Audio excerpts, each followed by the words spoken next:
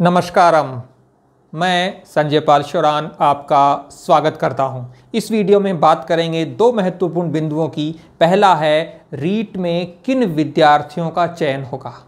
हर विद्यार्थी के मन में ये जिज्ञासा है कि क्या मेरा नंबर भी उन लिस्ट में आएगा क्या जो सिलेक्शन की लिस्ट होंगी। दूसरा महत्वपूर्ण सवाल, सफलता के लिए क्या करना चाहिए या फिर हमें सफलता के लिए क्या करना होगा। सबसे महत्वपूर्ण बात जो आपको तैयारी के प्रथम चरण में ही गौर करनी चाहिए थी, हालांकि हमने जब टेस्ट सीरीज को बनाया तो हमने उस बात को बहुत गहरे से ध्यान रखा। क्या है वो, समझिए। रीट के पाठ्यक्रम में यदि सामाजिक विज्ञान की बात करें तो उसमें इतिहास है, भूगोल है, राजनीति विज्ञान है, राजस्थान का कल्चर है, राजस्थान का भूगोल है, राजस्थान का जो विरासत है, संस्कृति है, कुछ अर्थव्यवस्था का पाठ है वो है, शिक्षण विधियां हैं, साथ में कुछ अर्थशास्त्र का भी आयाम है। पाठ्यक्रम का एक हिस्सा वो मनोविज्ञान का भी है। पाठ्यक्रम में 7 भाषाएं हैं जो हिंदी, इंग्लिश, संस्कृत, सिंधी, उर्दू, पंजाबी और गुजराती, ये 7 भाषाएं हैं। इस पाठ्यक्रम को जब आप देखते हैं तो आपको एक समझ विकसित कर लेनी चाहिए, यदि आपने अब तक नहीं की है तो, कि माध्यमिक शिक्षा बोर्ड जो पेपर लेगा वह इन सब के ज्ञान को परखेगा। लेकिन सबसे महत्वपूर्ण बात, शिक्षा विभाग को कैसे शिक्षक चाहिए।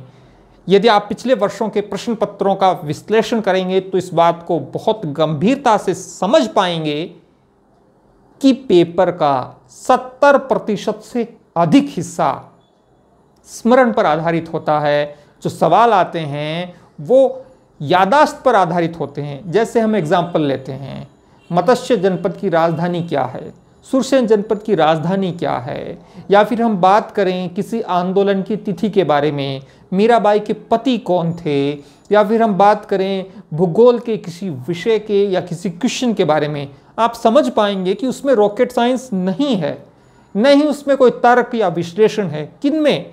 लगभग 70% से अधिक सवाल। 150 का 70% होता है 105।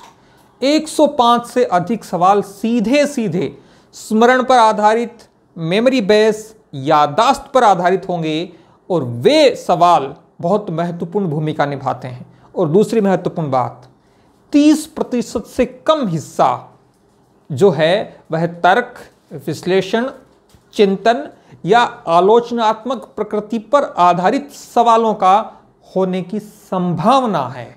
मैं यहाँ संभावनाओं को व्यक्त कर रहा हूँ। क्यों? क्योंकि आपकी तैयारी इसी पर आधारित होती है।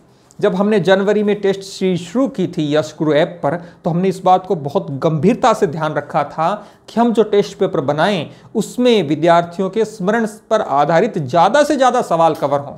हमने कुछ मेगा टेस्ट पेपरों का भी आयोजन किया। उसमें हमने क्वेश्चन इस प्रकार से डाले, कौन सा कथन सही नहीं है, अर्थात उस क्वेश्चन में आपके 4 सवाल कवर हो रहे हैं। तो महत्वपूर्ण बात है सफलता के लिए क्या करें, और वो यही है कि आपको मेमोरी पर आधारित, यादाश्त पर आधारित जो सवाल हैं वो गलत नहीं होने चाहिए। क्योंकि यदि आप उन सवालों को गलत कर देते हैं तो निश्चित रूप से हजारों विद्यार्थी आपसे आगे निकल जाएंगे।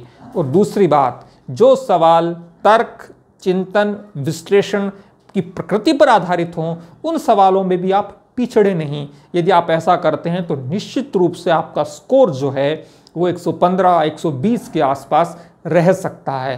तो शिक्षा विभाग को ऐसे शिक्षक चाहिए जिनको मनोविज्ञान की अच्छी समझ हो। क्योंकि मनोविज्ञान के पाठ्यक्रम को देखोगे आप, वंचित अधिगमकर्ता, व्यक्तित्व विभिन्नताएं, बुद्धि वृद्धि और विकास, आरटी, एनसीएफ, ये वो पॉइंट्स हैं जिनको आप अच्छा सा यदि समझ लेंगे तो आप एक शिक्षक बनने के बाद अपने शिक्षण की प्रक्रिया को बहुत बेहतर ढंग से कर पाएंगे। और विद्यार्थी, दूसरी महत्वपूर्ण बात, विद्यार्थी अधिगम की प्रक्रिया शानदार ढंग से कर पाएंगे। अब आप 7 भाषाओं में से कोई वो 2 भाषा चुनते हैं, लेकिन आप शिक्षक तो एक विषय के बनेंगे। हो सकता है सामाजिक विज्ञान के बने, या फिर आप हिंदी, संस्कृत या इंग्लिश के बने।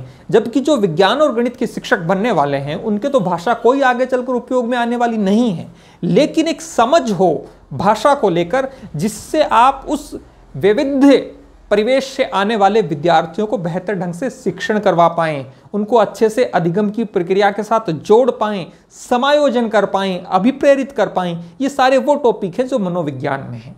समझने की बात और बहुत मूल बात यह है कि आपको स्मृति पर आधारित, यादाश्त पर आधारित जो सीधे सवाल होते हैं वो गलत नहीं होने चाहिए।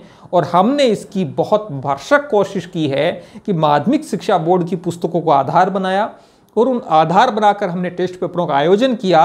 और लक्ष्य एक ही था कि सरल सवाल विद्यार्थी का गलत नहीं होना चाहिए।